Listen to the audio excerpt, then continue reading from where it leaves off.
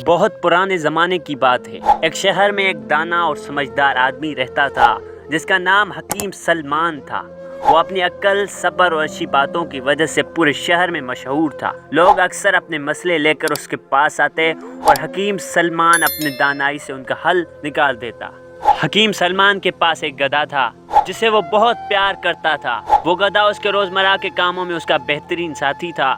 حکیم سلمان اسی پر سوار ہو کر بازار جاتا، سامان لاتا اور شہر کے مختلف کاموں کے لیے سفر کرتا۔ اسی شہر میں ایک نوجوان چور رہتا تھا جس کا نام دانش تھا۔ دانش خود کو بہت چالاک اور ہوشیار سمجھتا تھا۔ وہ ہمیشہ فخر سے کہتا کہ کوئی بھی اس کی چوری کو پکڑ نہیں سکتا۔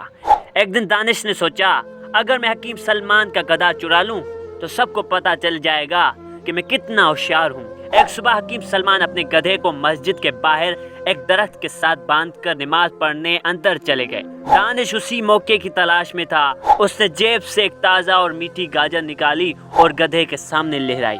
گدھے کو گاجر بہت پسند تھی۔ جیسے ہی اس نے گاجر دیکھی وہ اس کی طرف بڑھنے لگا۔ دانش آہستہ آہستہ گاجر دکھاتے ہوئے گدھے کو اپنے ساتھ لے گیا۔ کچھ ہی دیر میں وہ گدھا لے کر وہاں سے دور نکل گیا۔ دانش بہت خوش ہوا اور خود سے کہہ رہا تھا، دیکھا میں کتنا زبردست چور ہوں، کسی کو پتہ بھی نہیں چلا۔ جب حکیم سلمان نماز پڑھ کر باہر آئے تو دیکھا کہ گدھا غائب ہے۔ لوگوں نے سوچا کہ اب وہ بہت پریشان ہو جائے گا، مگر حکیم سلمان بالکل پرسکون تھے۔ وہ آہستہ آہستہ شہر کے چوک میں گئے جہاں بہت سے لوگ جمع تھے۔ وہاں جا کر انہوں نے بلند آواز میں اعلان کیا، اے شہر کے لوگوں، جس شخص نے میرا گدھا لیا ہے وہ آج رات تک اسے واپس کر دے۔ اگر اس نے ایسا نہ کیا تو میں وہی کروں گا جو میرے والد حکیم عبداللہ نے اس وقت کیا تھا جب ان کا گدھا چوری ہو گیا تھا۔ یہ بات سن کر سب لوگ حیران رہ گئے۔ کسی کو معلوم نہیں تھا کہ حکیم عبداللہ نے اس وقت کیا کیا تھا۔ یہ خبر پوری شہر میں پھیل گئی اور آخرکار دانش تک پہنچ گئی۔ پہلے تو دانش ہنسا مگر پھر سوچنے لگا، آخر حکیم عبداللہ نے کیا کیا ہوگا؟ شاید انہوں نے چور کو سخت سزا دی ہوگی یا کوئی ایسا کام کیا ہوگا جس کا انجام بہت خطرناک ہو۔ رات ہونے تک دانش کے ذہن میں طرح طرح کے خوفناک خیال آنے لگے۔ اسے لگنے لگا کہ اگر وہ گدھا واپس نہ کرے تو اس کے ساتھ کچھ برا ہو سکتا ہے۔ آخرکار اپنے خوف اور ضمیر کی وجہ سے اس نے فیصلہ کیا کہ گدھا واپس کر دینا ہی بہتر ہے۔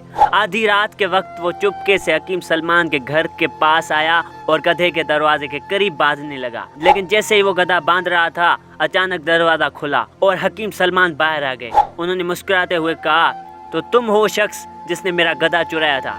دانش شرمندہ ہو گیا۔ اس نے سر جھکا کر کہا، مجھے معاف کر دیں حکیم صاحب، میں ہی گدھا چرا کر لے گیا تھا، لیکن آپ کی بات سن کر میں بہت ڈر گیا۔ براہ کرم مجھے بتائیں کہ آپ کے والد نے اس وقت کیا کیا تھا؟ حکیم سلمان ہنس پڑے اور بولے، میرے والد حکیم عبداللہ ایک بہت صبر والے آدمی تھے۔ جب ان کا گدھا چوری ہو گیا تھا تو وہ اگلے دن بازار گئے اور وہاں سے ایک نیا گدھا خرید لیا۔ یہ سن کر دانش حیران رہ گیا۔ اسے سمجھ آ گیا کہ وہ اپنے ہی خوف اور ضمیر کی وجہ سے ڈر گیا تھا۔ حکیم سلمان نے مسکرا کر کہا، انسان کو اکثر سب سے زیادہ سزا اس کا اپنا خوف اور ضمیر دیتا ہے۔ دانش نے وعدہ کیا کہ وہ آئندہ کبھی چوری نہیں کرے گا اور ایک ایماندار انسان بننے کی کوشش کرے گا۔ سبق: عقل، صبر اور دانائی اکثر طاقت سے زیادہ مؤثر ثابت ہوتی ہے اور انسان کا اپنا ضمیر ہی اس کی سب سے بڑی عدالت ہوتا ہے۔